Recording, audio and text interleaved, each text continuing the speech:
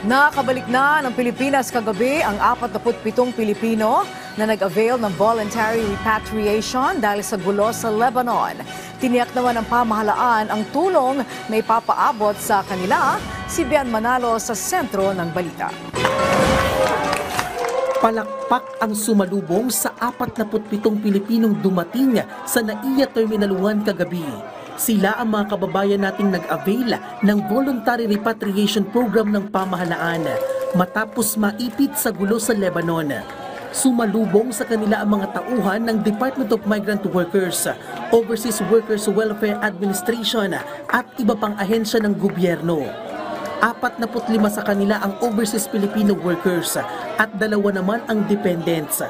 Ito ang pinakamalaking batch ng mga OFW na napauwi mula Lebanon simula ng ipag-utos ni Pangulong Ferdinand R. Marcos Jr. ang repatriation program nang magsimula ang gulo nitong October 2023. Hindi ho tumigil ang ating pag-offer ng free repatriation services and post-arrival assistance na pinag-utos ng ating mahal na Pangulo through a whole of government approach. Sa kabuuan, may 525 OFW at 30 dependents na ang nakabalik ng Pilipinas mula Lebanon. Makatatanggap ng 170,000 pesos na tulong pinansyal ang mga OFW. Bibigyan din sila ng iba't ibang pagsasanay gaya ng entrepreneurship, employment enhancement at skills enhancement training.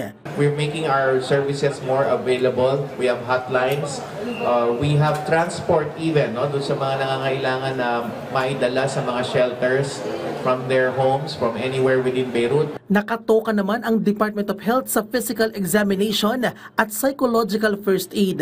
And we will provide them more hospitalization services kung kinakailangan even after they have gone home to their specific provinces. Sa tala ng DMW, aabot sa 364 na OFW mula Lebanon ang makakauwi sa Pilipinas ngayong buwan.